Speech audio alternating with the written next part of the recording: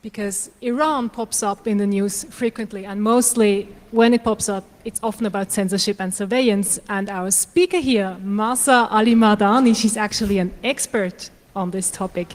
She's a specialist. She currently works at the Oxford Internet Institute, where she researches politics of Iran and of the Iranian internet. But she also works for the NGO Article 19. And in her talk, which we hope will have to slides up very soon.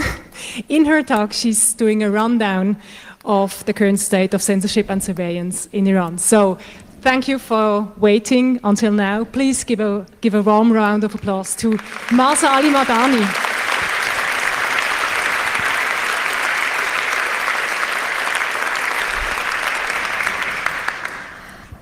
Well, thank you for coming and being so patient to hear me talk today. I have to admit, I did not anticipate doing this without my computer in front of me, but I guess it's a good exercise in becoming less reliant on my devices. But I do still have my phone in my hand with the slides, so I think that'll be useful. So the name of the talk is Tightening the Net. And so as the introduction went, I'm going to be talking a little bit about how information controls work on the Iranian internet.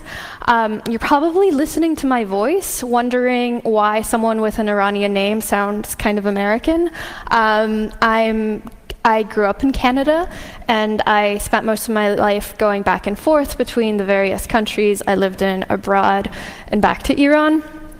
So that's why I sound this way. It's a Canadian accent. And so I had slides to accompany what I was going to say next, and it had a frightening Iranian vampire that I was going to get into later on, but it seems that I can, replace the frightening Iranian vampire for now. So the reason why I am here, who am I? Well, I wear a lot of different hats. The introduction said that I am, oh, that's not my slide. There's a frightening woman in front of me.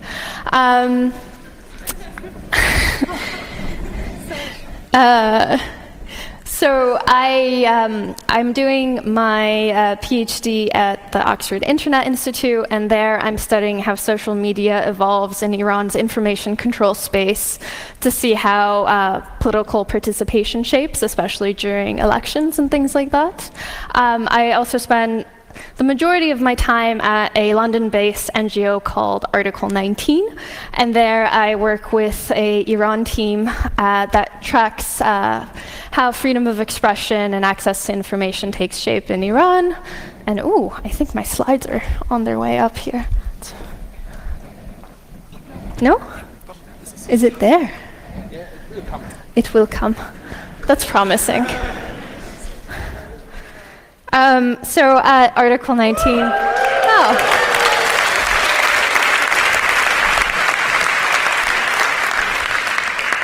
Yay, my slides are here. That's so exciting. Can I actually, and then it goes. Can I actually control it? That's so exciting. Oh, I have to signal. Okay, we can go to the next slide.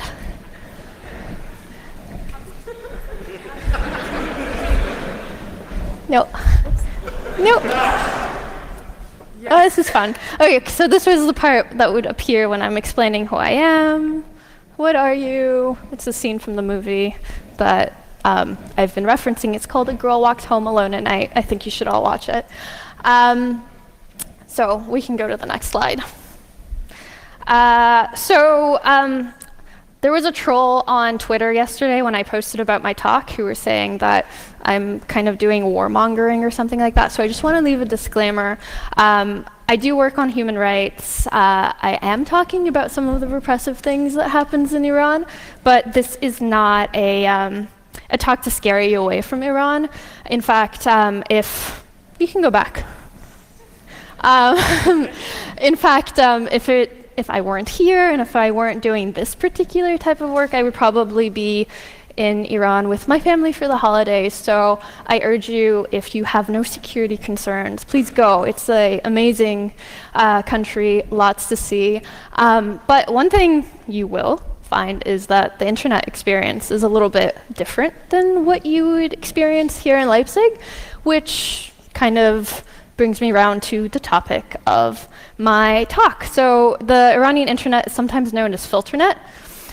This is a term that a lot of us who do kind of digital advocacy for Iran know and often use. I think the term was coined around 2009 or 2010 by an Iranian journalist who focuses on technology named Nima Akbarpour. You can follow the hashtag on Twitter, and you can see lots of different things related to internet censorship and surveillance in Iran.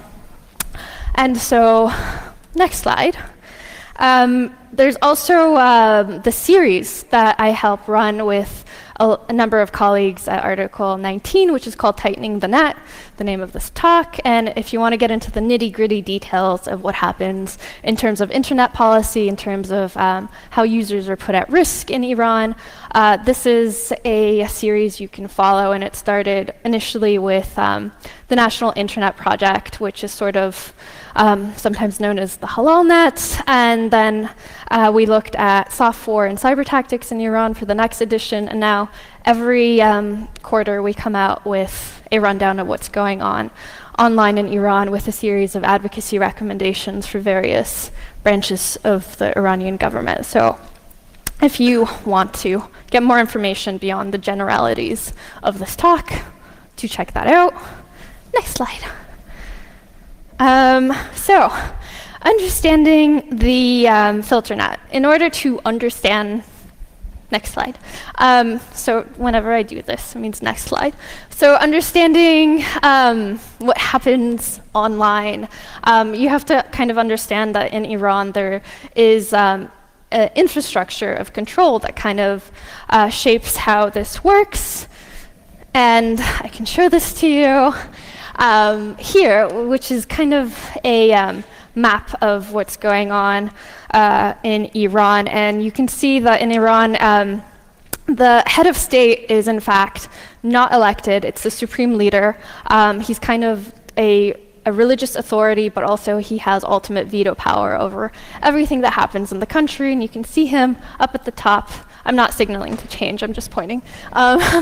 He's up at the top there, and everything sort of like falls under his umbrella. And what's interesting to know that every 4 years there is a democratic element to the government in Iran, and there is a president that gets elected. And within the president's cabinet, you have the Ministry of ICT, Information, Communications, and Technology. And within the Ministry of ICT, you see a lot of what happens in terms of control inside of Iran. So the Ministry of ICT runs the telecommunications company of Iran, and they maintain and authorize all the ISPs. And so in some ways this has been really good because the current administration that was elected back in 2013 and it was re-elected in 2017 is a moderate administration, and so it's done a lot to improve internet conditions in Iran. Internet speeds have improved by huge amounts. So sometimes the Iranian internet was known as kondnet, which kind of is like slow internet, but that's really improved since this government has come into power, and it's the government of President Rouhani. And other things like internet access has come to villages that often didn't have this kind of access. So in terms of ICT for development, there's been a lot of progress over the past few years because of the work of this government and that ministry. But in terms of how surveillance occurs, so all internet traffic is routed through the telecommunications company of Iran, including private and government ISPs. And the TCI, as you can see, right below the Ministry of ICT, is responsible for blocking web pages and blacklisting keywords.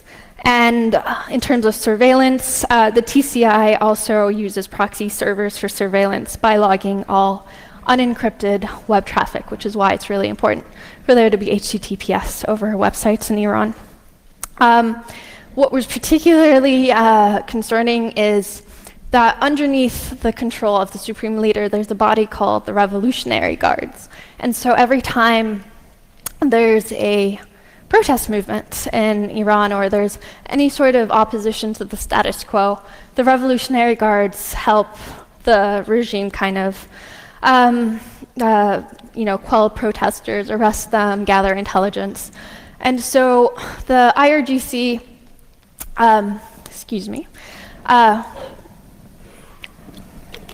in 2009, the IRGC, a consortium owned by this kind of paramilitary organization, bought about 51% of the telecommunications company of Iran, because the government was trying to privatize it, but in essence, its ownership fell under this kind of repressive body within the establishment. So beyond strengthening the Revolutionary Guards with, through financial means, they had direct access to the data of ordinary citizens, which is super concerning. We can go to the next slide now. This was the news back in 2009 when they got 51% of the shares of the telecommunications company of Iran. Next slide.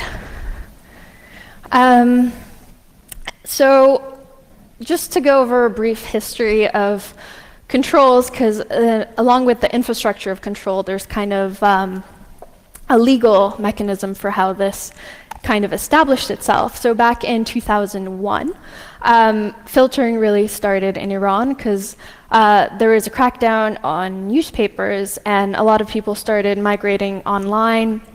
The script for writing Persian online was developing, so there was this huge migration, and it was only around 2001 that the government started targeting and doing censorship of these more reformist or progressive journalists and activists who were writing and kind of going against the ethos of the regime. You can go back. You went ahead too much. Are you doing it? Oh, sorry. Totally did not make that connection. So that was in 2001, and they wanted to codify how this system works in terms of the filtering committee that enables this. And so in 2006, there was a draft law known as the Computer Crimes Law. And actually, Article 19, the law team and the Iran team, I wasn't part of it because this was before my time at the organization. They actually are the only source of translating and analyzing this law. And so it came into a draft form in 2006, and then by 2009, they really wanted to mobilize it and make sure it went into law. And 2009 was when the Green Movement happened, and so the government was kind of trying to rein in control over what kind of discourse was going on online, because they effectively shut down the internet for a small period of time during that protest movement. And so right after this happened, they picked up speed on this and made sure it passed. And by 2010, this became law. You can take a look at this document in more precise form. Different things like Article 10, which makes things like encryption illegal, came out of this document. Different things like the filtering committee that decides through multi-agency network of different ministries and different experts in the government what content needs to be filtered. Do you want me to do this? And you can. Sorry, I feel bad. I've made you. Yeah. Here she is. Go ahead with this. Okay. Yeah, I'm sorry. I didn't realize, and she was crouching here the entire time, and that's not cool.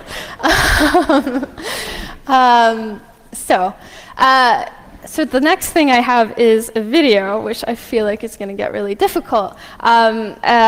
So the law came into effect in 2010, and different bodies came into formation as well. Things like the Revolutionary Guard set up their own cyber division known as Girdab in 2009, right after the protest movement. Iran's police forces also established their own cyber force named Fatah in 2011. And because the establishment was realizing that the internet was so basically crucial to the functioning of the nation, national security was being compromised, things like cyber attacks against the country's infrastructure was happening.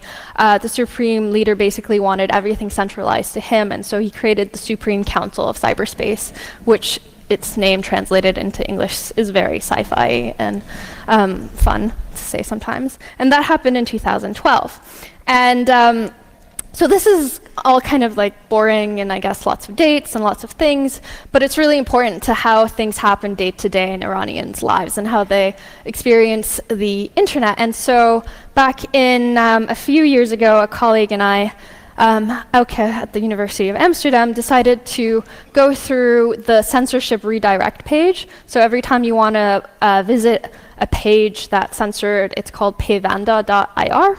You can probably look this up if you want. And so using the Wayback Machine, we traced it over the years and how it evolved and how it kind of reflects on this changing internet policy. So I'm going to take a crack at playing this. I'm probably going to really mess this up, actually. But so this is the video. Can I do it without? Yes. I can't Yeah. anything. Okay. Yeah. Arose with the establishment of Iran's cybercrime laws following the 2009 Green Movement. The different versions of pevana.ir, which contain a literature related to these laws and regulations, evolve as norms of what constitutes as filtered content becomes more entrenched with Iran. From the inception of the very first version of the page, whereby users are told, in the name of God, according to the Computer Crimes Act, access to this website requested is not possible. The message that users are viewing a censorship page is toned down in the next version, whereby users are only told that the links they are viewing are some of the registered links. Within version 2, we also see the pevana.ir website creating pages related to internet policy.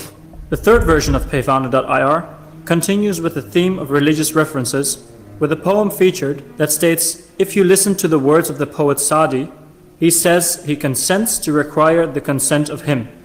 Immediately to the right of this, users see the text, in the name of God and the Merciful, as if to subtly tell users that the censorship they are experiencing is by the will of God. These religious references are continued in version 4, whereby the main feature of the page is a changing image that makes references to national holidays and events, maintaining the theme of allusions to Shia Islam and national imams. This image, for instance, depicts a mosque, marking the festival of Imam Reza, asking users to click on a link to submit ideas for the festival. Version 5 of pevana.ir brings attention to the Islamic nature of censorship. The links featured here are perhaps the most related to state propaganda in comparisons to the other versions. While the previous version did not display any links, all previous versions of pevana.ir featured the popular Persian language blogging platform Blogva. However, this version omits the website. The omission of the main image in version 5 makes it hard to establish a firm connection between the previous and following versions. This finding is in line with the notion that archives of web pages are not always successful in capturing all of the content. However, further research shows that this version still made use of images regarding Shia Islam. The After the Green Movement Internet Controls in Iran from 2009 until 2012 report by the OpenNet Initiative has captured and saved a version of pevana.ir as it was on the 25th of October 2012. This image features Quranic writings. The last two iterations of the website in versions 6 and 7 are very similar in design. The sudden change in design was explained by an anonymous source to make filtering more pleasant, or rather to appear as a subtle part of the Iranian internet experience, rather than one presented with indoctrinating aspects of the government. The significant change that comes in version 7, however, is the prominent feature of the internet policy links. Concluding, we can say that this historiography of the pevana.ir website demonstrates a timeline of the beginning of the heightened internet controls from the inception of the page in 2010 to the present day. The changes in the page essentially demonstrate the evolution of the ways the Iranian state represents its censorship policies. The notions of religious motifs decrease over time, whereas the focus on internet policy becomes more present by the last iteration of the page. And that was that. And as I struggle to go back to my presentation. Oh, I did it without any glitches. How exciting. And so over the years, there have been different programs that the government has kind of put into place beyond the censorship that they do. Things that I have been following through my own work have been the SPIDER program, which comes from the Revolutionary Guard's Gerdab division, the cyber kind of Iranian cyber division of the Revolutionary Guards, and intelligent filtering, the National Information Network, and the different ways that the Iranian government has been trying to attack journalists, activists, and human rights defenders. In terms of that, the attacking these kind of vulnerable individuals that pose a threat, there's a lot of different projects. Article 19 had an Iranian cyber army report about this, and there's been really great work to track this being done by the Campaign for Human Rights in Iran, by their researcher Amir Rashidi, and by two other researchers who've been tracking this with the Iran Threats Project, Colin Anderson and Claudio Guarnieri. So there's tons of great research being done in terms of identifying these attackers. The intelligent filtering project that the Iranian government has been doing is something that I looked into with another colleague, Frederick Jacobs, in 2015. And basically, at that time, we were noticing that the Iranian government was making these really grand statements. That's the Ministry of ICT. About how they had a sophisticated means to censor individual pages on different social media. And basically, this has been an old policy that they've wanted to do. So sites like Facebook and Twitter were censored after the protest movement in 2009. Actually, in the lead up to the protest movement, they were censored. And so for a long time, various members of the government have said they want to unblock these platforms and find a means to just censor individual pages or problematic content and leave these websites open. However, that's really hard to do unless the government has a relationship with these companies, if they have a relationship with Facebook or Twitter. And so back in 2015, they made a grand announcement that they had finally nailed it, and they were doing this on Instagram. And Instagram is one of the more popular social media platforms. And so what we noticed was that the censorship, intelligent censorship, which is just individual pages or individual pictures or accounts being censored, it was only being done on the mobile app. And the reason was that Instagram hadn't yet rolled out HTTPS on the mobile application. It had enabled it on the browser version of the website. And so the Iranian government's great grand unveiling of intelligent censorship was in reality just Instagram not doing this. And so we found what kind of content they were targeting, which was really interesting kind of cultural research in terms of how censorship was working. And then my colleague got in touch with Instagram, and they soon rolled out the HTTPS on the mobile app, and then intelligent censorship came unraveling. As the motherboard writer Lorenzo wrote, Iran smart, Instagram censorship isn't that smart. And so that's just one example of these grand policies that actually don't really add up to very much. In terms of intelligent filtering, the researcher Colin Anderson recently found this database of URLs that different ISPs were giving to this company called Sahab Pardaz. I can't talk too much about this, but this was kind of a public notice he put out to ask anyone interested in this data set to see if this is actually another phase of intelligent filtering. However, the Minister of ICT did respond to this and said that they are not actually compromising users' data, and he condemned the work of this company, Sahab Pardaz, which doesn't quite add up, which I guess helps illustrate how confusing internet policy is in Iran. Like, what are they actually doing? What are they actually saying? How does it align with the laws and those kinds of regulations? In 2016, through the budget, it was announced that Iran was spending about 66 million on the intelligent filtering project. However, it's really unclear what that adds up to, like what are the deliverables on this work that they're doing. So again, it's kind of like this chaotic quagmire of what's actually happening or not.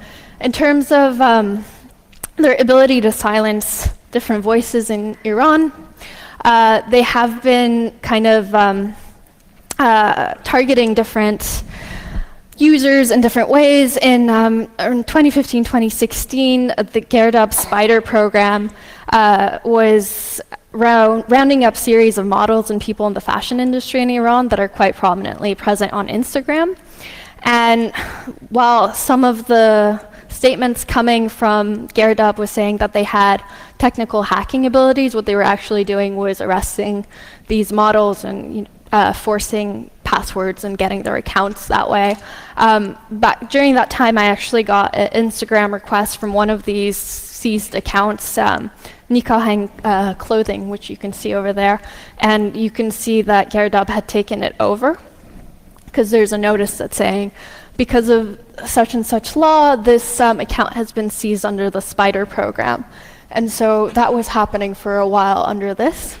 Again, more actual physical takeover than technical sophistication of that kind of work. Another thing that's quite concerning that the Campaign for Human Rights actually was the first to report on was the Supreme Council of Cyberspace requiring all Telegram accounts to register with the government. And so Telegram is hugely popular inside of Iran. It's almost ubiquitous, and it's often used as a social media application. And so the public channels are run by administrators, and if you have more than 5,000 followers, they basically needed you to register and get approval. And by registering, they would add a bot to the account, and the bot could basically get information of the administrators and the followers, which was quite dangerous because last May, when in the lead up to the presidential elections, there was a roundup of Telegram administrators that a lot of digital activists believe was through this registration program of having all of this personal data. Excuse me.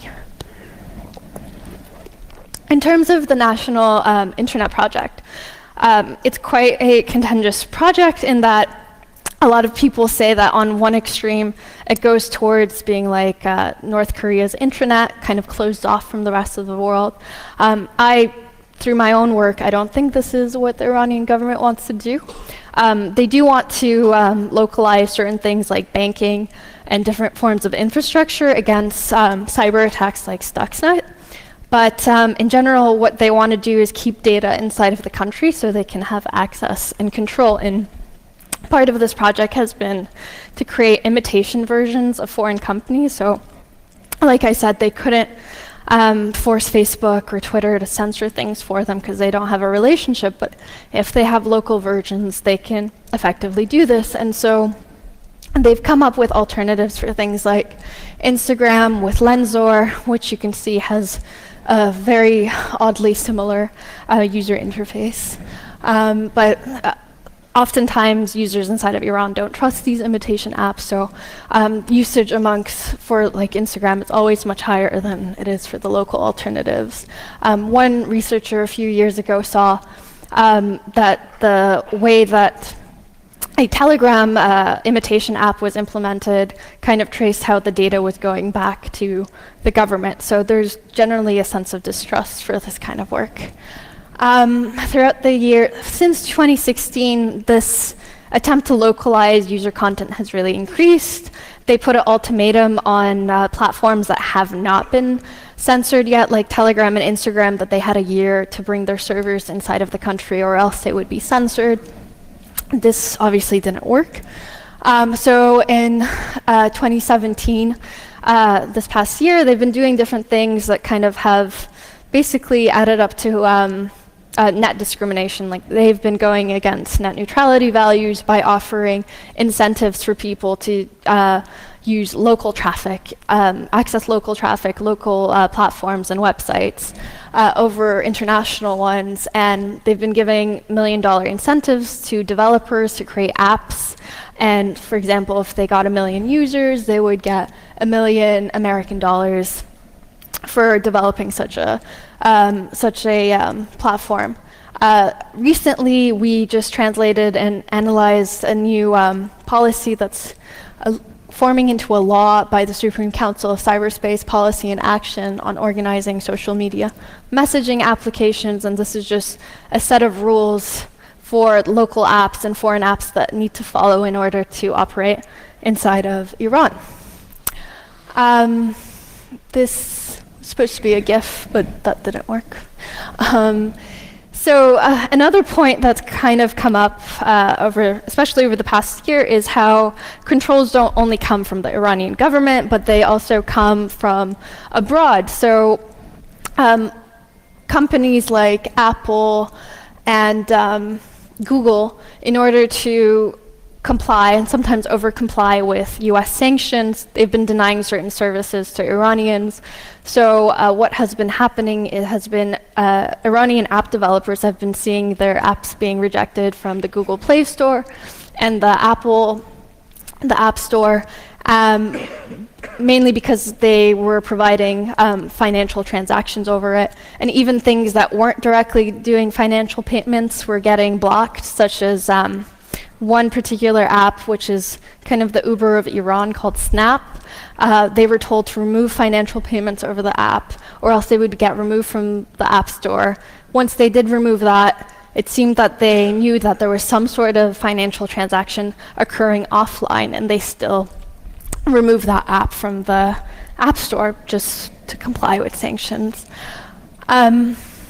There's also a kind of threat to other companies as the nuclear negotiations went through back in 2015. There's a lot of foreign companies going in.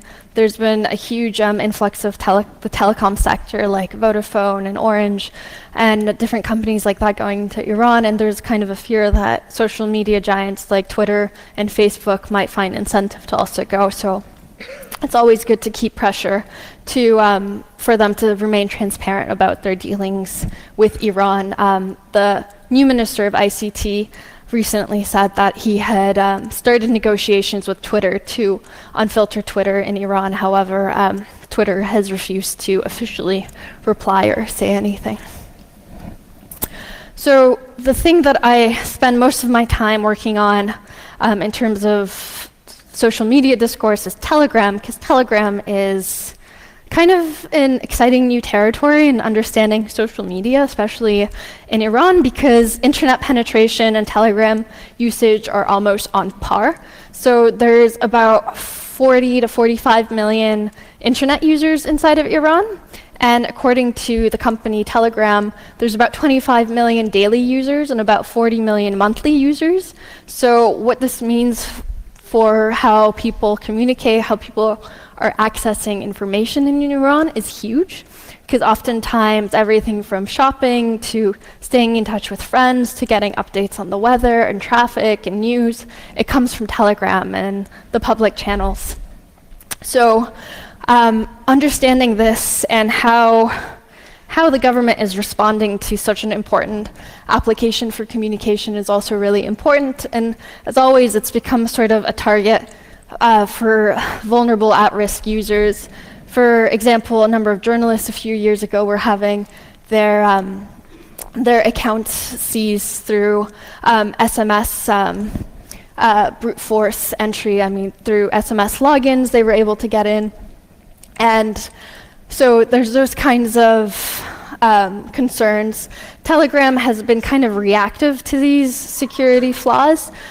When the journalists had their accounts taken over through the SMS hacks, they did help reinstate them. A few weeks ago, there was a flaw in a notification that users got in Iran on Telegram that hackers were able to sort of take over. You can see in that picture over there. And Telegram kind of reacted really fast and fixed the flaw.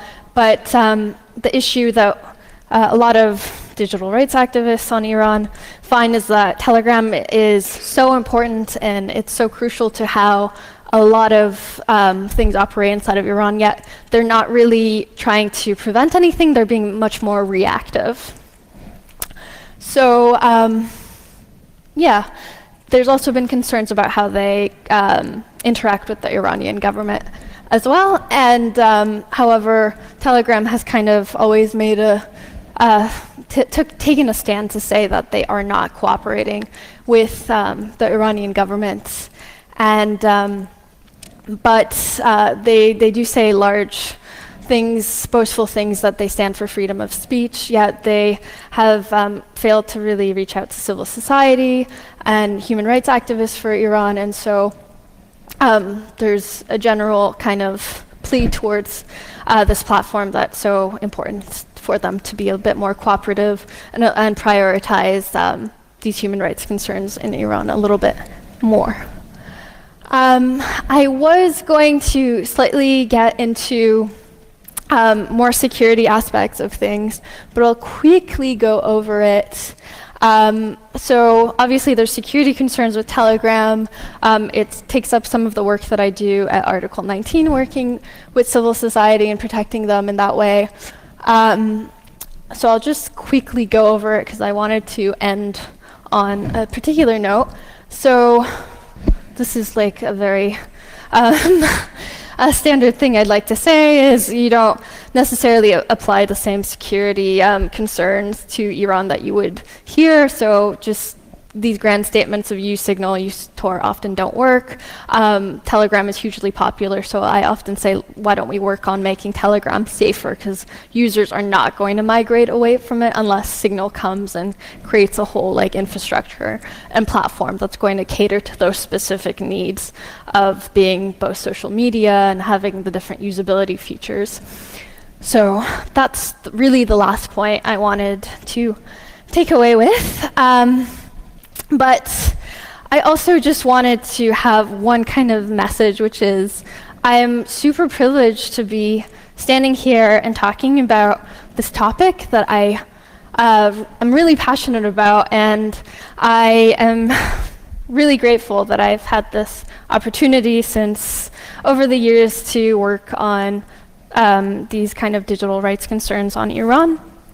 And I've had certain personal hurdles in terms of, without getting into the nitty-gritty of my personal life and the things I've had to go through, but there's been this general kind of mood in the past year with the Me Too movement and all these different stories of harassment.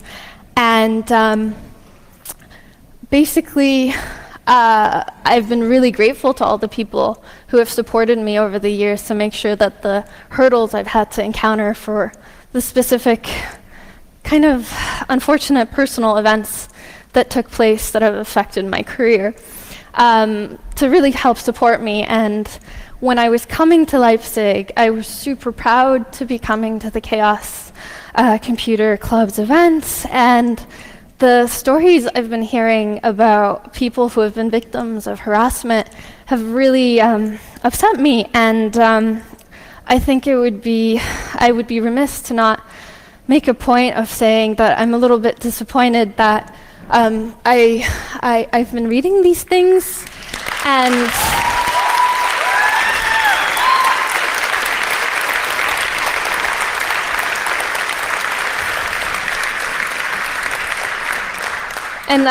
while I really appreciate all of you and all the help you gave me to set up my talk, and I appreciate that I've been given this platform, but I really hope we can do better, because this is just not cool. It's not cool for people to not feel safe, and I know how it feels personally. And I hope Dina, I haven't seen her yet, I have chatted with her briefly. I hope she's having a great time at this Congress, because and I'm really sorry to hear that some people that I think are doing great work and should be in this space are not here this year. And I just hope we can do better in 2018. And that's about it. Thank you.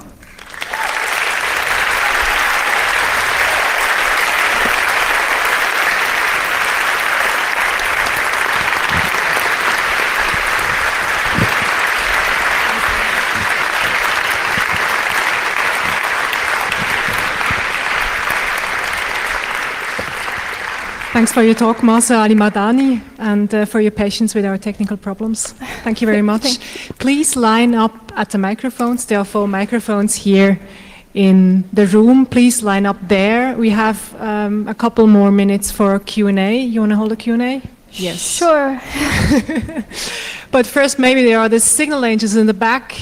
Is he waving or not? Are there any questions from the internet? No, nothing. Okay, thank you.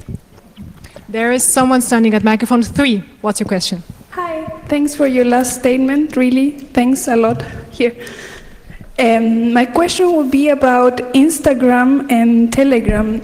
I don't know if I missed that part, but does it mean that then the Iranian government has relationships with them? Because you mentioned that they help, they show these things, so you've been blocked and this is because of this. So why this happens, and why is it only these 2 particular platforms? Like, I understood that Twitter and Facebook don't cooperate.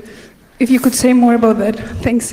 Yeah, that's a really great question, and something that's been really interesting. So I think I mentioned that this new government, the moderate Rouhani administration, has kind of, at least in terms of how it's positioned, the words it says, has been a bit more open to internet freedoms and things like that.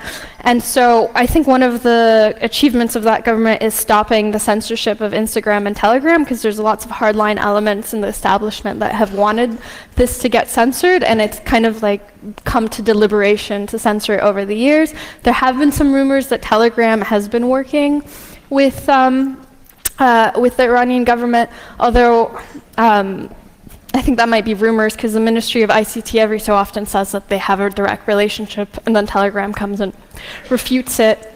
So yeah, that's up in the realm of rumors, however, but I think it's mainly the work of this moderate administration that's been able to prevent the censorship, if that answers your question. So they are in connection with Instagram? No, they're, as far as I know, they're not working with Instagram. Instagram is owned by Facebook, so Facebook is censored. But, I mean, there could be many different reasons, but these are all conjecture. Instagram is just kind of more for entertainment, so they have less of a reason to block it.